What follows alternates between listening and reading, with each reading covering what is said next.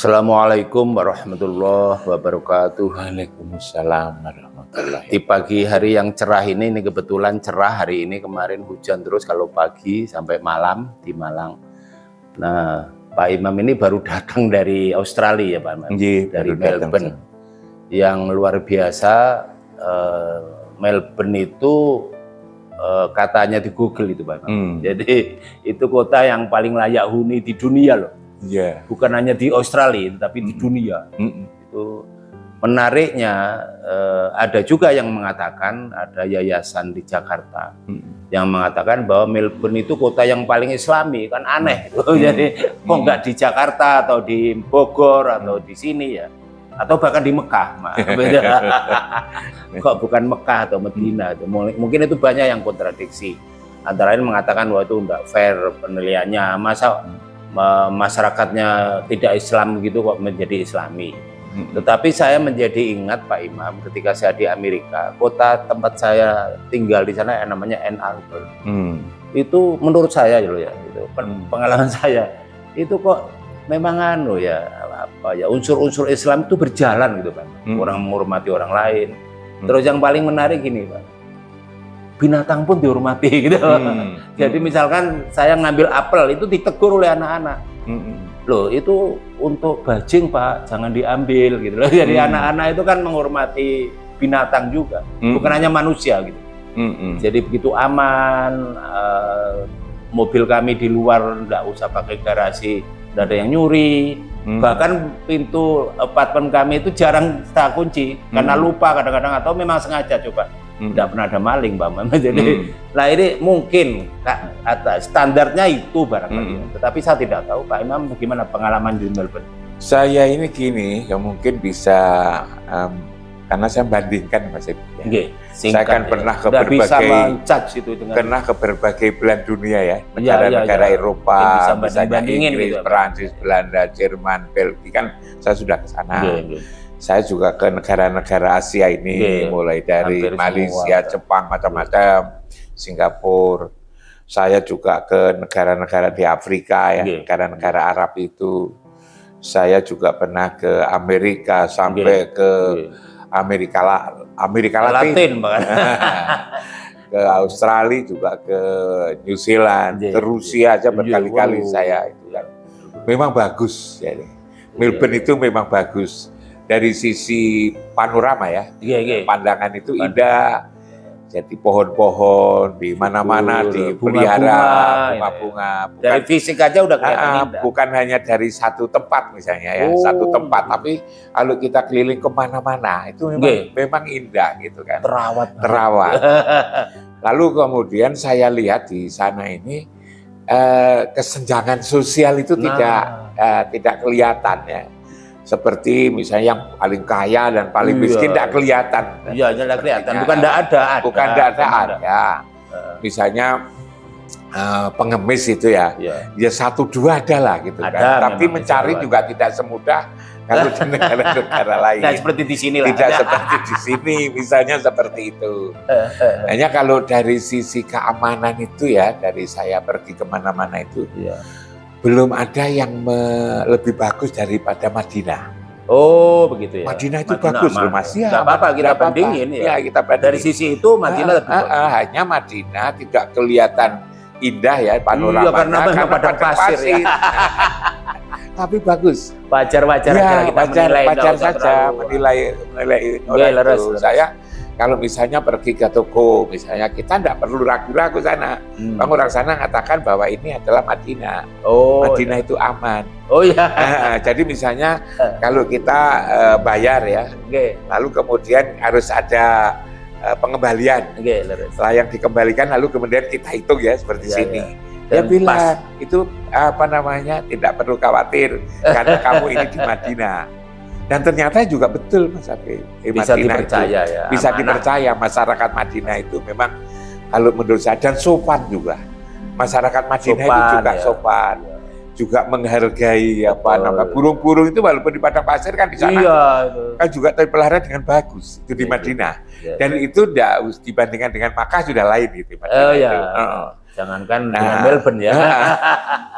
Hanya di Melbourne ini memang juga bagus ya. Saya datang ke kampus-kampus, ke Monash, ke mana itu, ke universitas mana?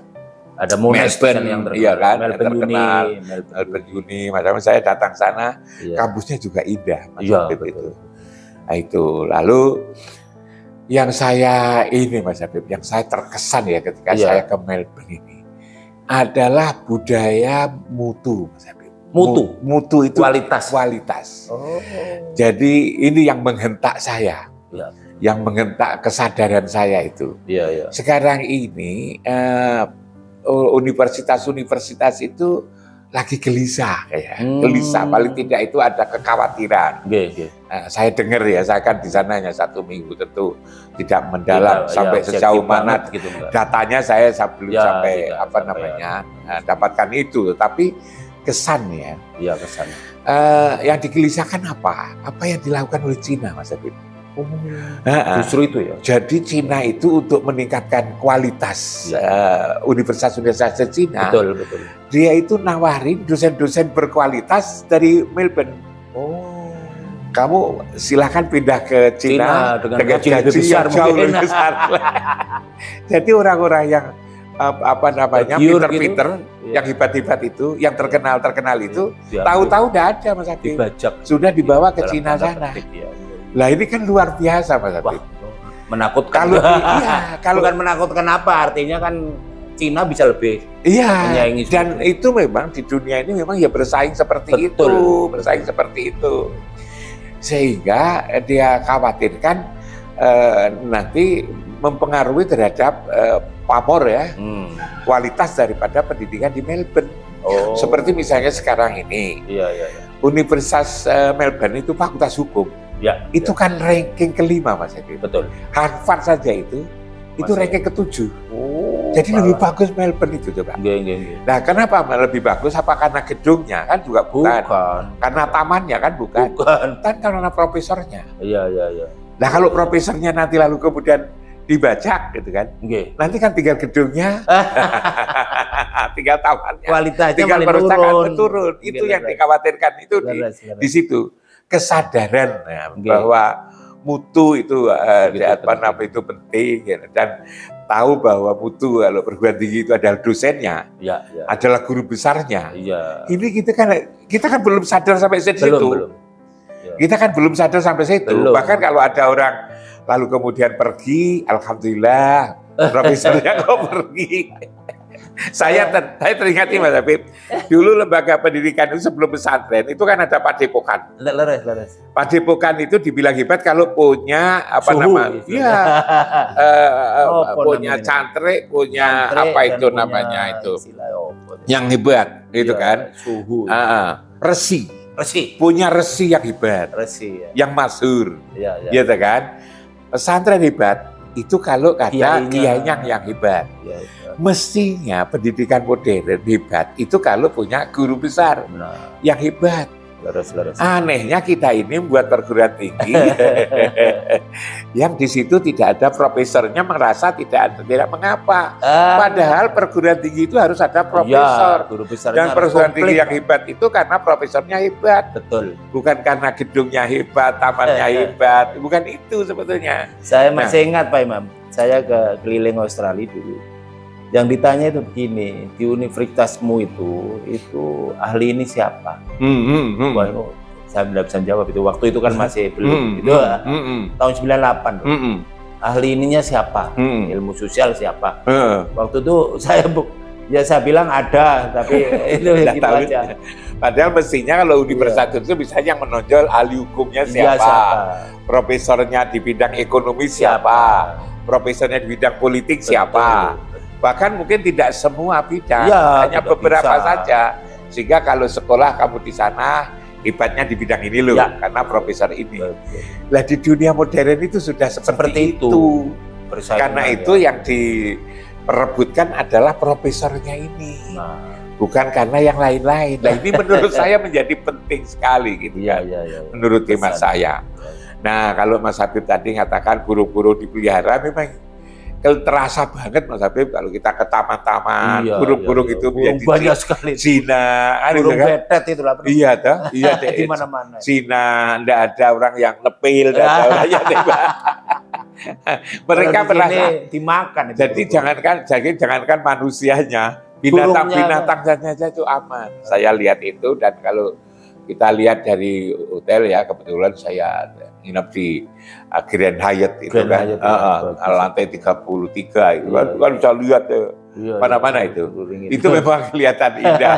Di situ ada sungainya, lalu kemudian ada apa namanya yang melintasi di kota itu, lalu kemudian lihat taman-taman, lalu kemudian juga apa namanya wisata di sungai itu pakai perahu-perahu pagi-pagi itu kan. Ini memang indah Mas Habib. Kehidupan Muslim?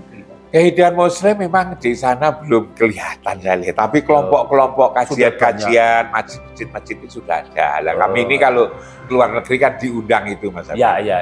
Diundang ke kelompok-kelompok kajian mahasiswa. Tentu saya ketemu apa namanya ya kulon nuwun lah ke Konjen. Ke Konjen di sana ketemu Pak Kuncoro ya. Konjen di Melbourne sana diterima dengan baik. Beliau juga nunjukkan masjid-masjid, kelompok-kelompok kajian Islam itu kan. Sudah mulai hidup itu kan. Nah, tentang kajian Islam ini Mas Habib yang pengalaman saya termasuk juga di Melbourne di tempat-tempat yang lain. Itu yang menarik itu bukan Mas Habib. Bukan apa dan bagaimana Islam itu, tapi mengapa. Nah itu loh. Mereka itu rupanya orang modern itu ya, orang yang pendidikannya tinggi, menggandingkan rasionalitasnya itu, rasionalnya itu yang ditanya itu bukan apa dan bagaimana.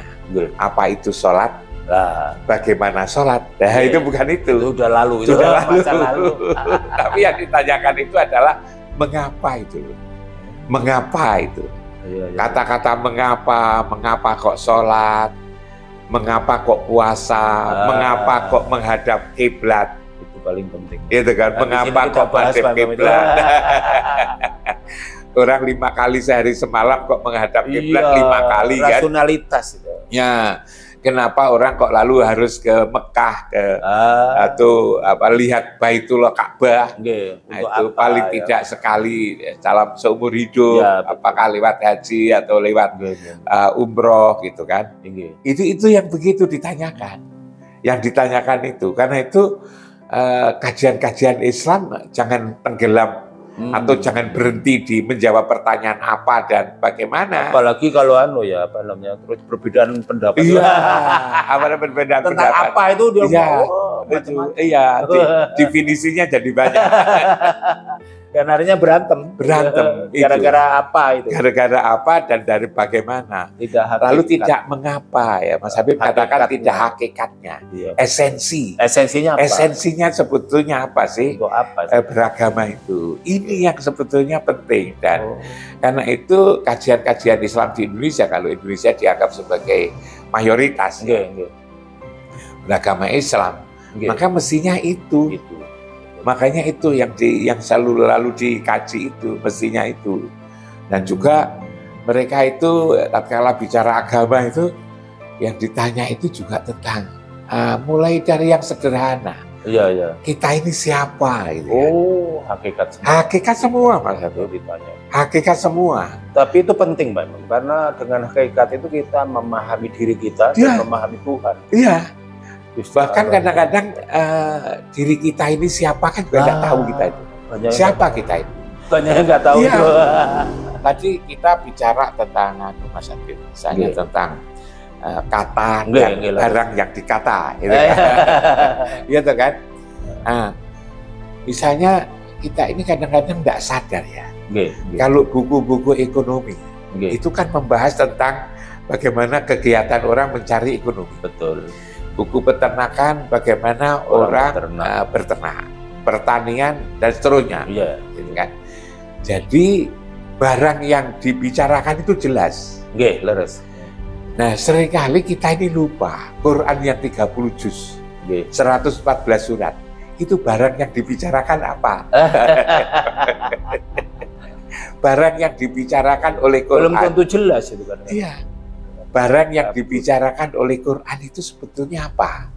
Mulai dari surat Al-Fatihah itu sebetulnya apa yang dibicarakan? Bendanya itu loh. Sampai surat An-Nas itu apa sebetulnya? Yang 114 surat, yang 30 juz itu. Ini yang kadang-kadang kita tidak peduli. Kita seringkali menafsir. Menafsir dari kalimat-kalimat, dari kata-kata itu. Tatkala ditafsir kadang-kadang juga tidak jelas. Sebab antara orang satu dengan orang lain beda-beda. Juga berbeda-beda. Kasihan yang membaca sebetulnya itu. Nah, kenapa dia menafsir? Karena dia mungkin tidak sempat bertanya tentang benda apa yang dibicarakan di Quran itu. Kalau misalnya ini HP, apa perlu Mas Habib menafsirkan HP? Tidak perlu. Semua orang ketika disebut HP sudah paham. Sudah paham karena ada bendanya. Ada bendanya. Disebut itu buku, tidak perlu menafsirkan buku, itu bendanya. Nah, jangan-jangan kita ini juga begitu, Mas Habib. Apa namanya, kata mengapa dan mengapa ini tidak banyak di ini karena mungkin banyak orang tenggelam di berkata atas kata, definisi, tidak berkata atas benda, barang yang dikata. Kalau kembali ke apa yang disampaikan oleh Mas Habib itu tadi, padahal kalau misalnya kalau saya lanjutkan, andaikan orang belajar agama, belajar Quran, itu lalu tahu barang yang dikata, dan ternyata kan Quran itu lebih banyak bicara tentang diri, Mas Habib, diri kita, masing-masing. Karena itu ketika kita baca Quran dari awal sampai akhir dan paham, maka ternyata kan menjadi sadar bahwa Quran ini bicara tentang manusia. Manusia pun juga manusia dari sisi batinnya sebenarnya, ruhaninya. Bukan tentang kakinya, bukan tentang tangannya, telinganya. Seperti ngomong tentang Melbourne itu, bukan hanya tamannya indah. Bukan tamannya, tapi ruhaninya yang di dalamnya itu.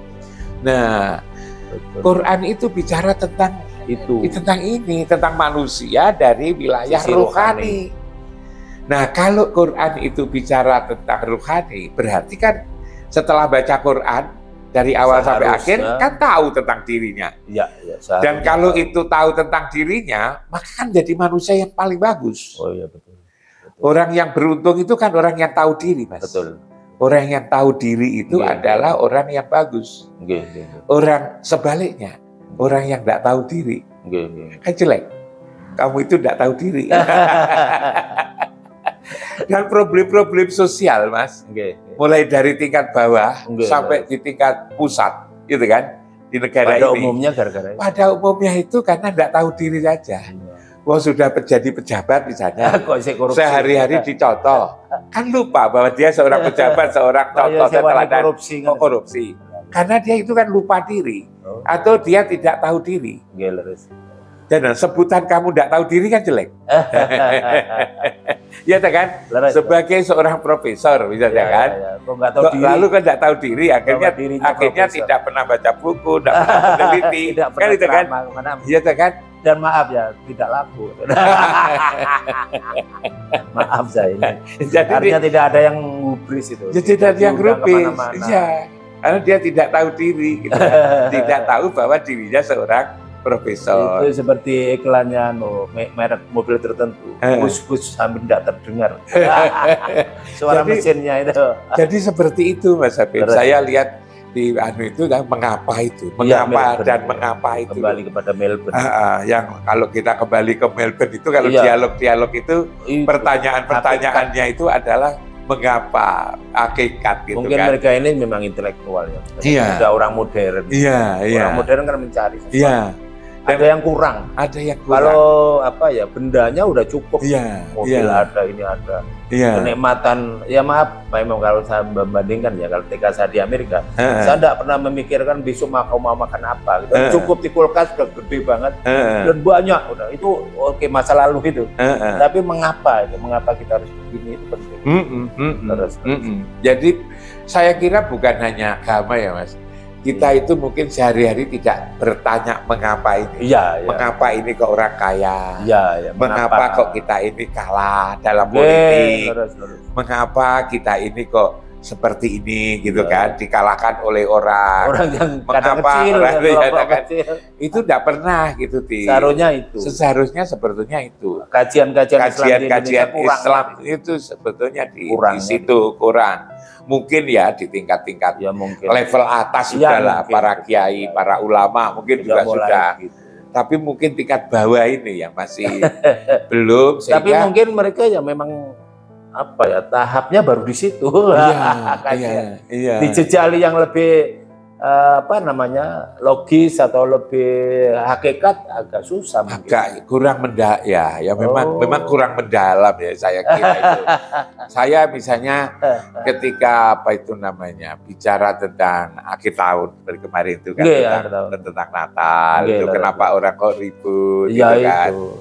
Mungkin karena tidak mengenal hakikat. Siapa sih sesungguhnya manusia itu?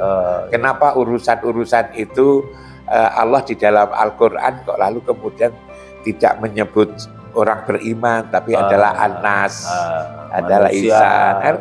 Seharusnya itu kan pahami. Iya, jadi manusia itu supaya saling menjaga hubungan antar satu dengan lain, tidak membedakan kekayaannya, pendidikannya, etnisnya, bahkan juga agamanya kan gitu kan. Saya kira gitu aja dulu Pak Imam. Ini terlalu panjang penontonnya nanti capek. Tapi ini menarik. Jadi kita harus berkaca pada negara-negara negara-negara maju, bukan barat timur, maju dan tidak maju itu. Kita ini kan bukan belum masuk negara maju, masih berkembang. Namanya developing country itu kan ya masih menuju maju. Katanya Pak Jokowi itu kita akan maju, kan belum gitu. Tapi memang ya perlu lewat pendidikan Mas Habib, dan lalu kemudian pelan-pelan hanya memang saya lalu kemudian mengatakan ini belajar dari apa, dari pegunungan ini di sana masyarakatnya itu ternyata tertata bagus, dari pemandangan saja tidak ada kesenjangan, orang lalu tidak ada kekumuhan. Semua lalu kemudian teratur. Pemerintah itu betul-betul mengatur. Contohnya misalnya kalau tidak pakai seat belt itu didenda mahal. Dan orang bukan karena dendanya juga disiplin. Itu karena disiplin itu lalu menjadi penting sekali kan. Disiplin itu kan Islam. Disiplin itu kan Islam. Sangat Islami. Buktinya sholat 5 waktu. Iya, itu menjadi penting. Saya kira itu Mas Habib. Saya kira itu ya. Lalu kemudian menghargai orang mutu. Orang bermutu itu jadi mahal. Kalau hanya dicuri sepedanya, dicuri mobilnya tidak masalah. Tapi kalau negara ini yang dicuri adalah orang-orang pinternya. Habis. Gitu kan? Orang-orang pinternya. Contohnya orang-orang pinter Indonesia malah kerja di luar, tidak mau ke sini. Sayangnya penghargaannya kurang. Sayangnya kita ini belum bisa menghargai orang pinter. Tatkala sekolah, lalu mereka tidak pulang, dibiarkan saja. Padahal harta kekayaan kita ini kan orang pinter. Kalau orang pinter bisa memproduk apa saja. Tapi kalau produk belum tentu bisa melahirkan orang pinter. Jadi sebetulnya itu kekayaan yang nyata itu kan seharusnya adalah orang pinter itu. Mahal. Makanya itu Quran juga mengingatkan Allah akan mengangkat derajat orang yang beriman dan orang berilmu. Jadi kalau kita kehilangan orang berilmu, itu seharusnya susah, gelo. Tapi kita kalau kehilangan orang pinter, malah karena ada saingan. Keliru Mas Habib. Keliru nih. Sampun berkatan, aduh ini menarik sekali Prof Imam kalau membahas sesuatu yang katakanlah kadang-kadang tidak penting tapi jadi penting gitu. Ini Prof Imam walaupun sudah tidak aktif di bukan tua, tapi tidak aktif di kampus. Lebih tua Mas Habib. Saya ini kan waktu S1 kan jenengan adik kelas saya. Murid malah murid. Murid bahasa Inggris. Saya sudah lupa. Nggih, sampun matur nuwun para penonton sekalian, ini menarik. Ini kalau diterusin udah selesai 2 jam ini. Oleh karena kita cut dulu, nanti kajiannya lebih detail tentang hati tadi, nur rohani. Kita akan fokuskan ke situ apa itu rohani, kenapa ada santapan rohani. Nanti sebentar lagi Prof. Imam. Jadi terima kasih banyak. Jadi mudah-mudahan ini menjadi siraman rohani yang luar biasa, dan ya kita menuju majulah negara. Masa gini terus gitu loh Pak. Jadi masa jadi duwe negara kok ngene to, duwe bangsa kok sering tukaran tok. Gak mari-mari lho, kapan marine gitu. Jadi saya kira itu mudah-mudahan menjadi hikmah pembicaraan pagi ini, dan saya akhiri assalamualaikum warahmatullahi wabarakatuh.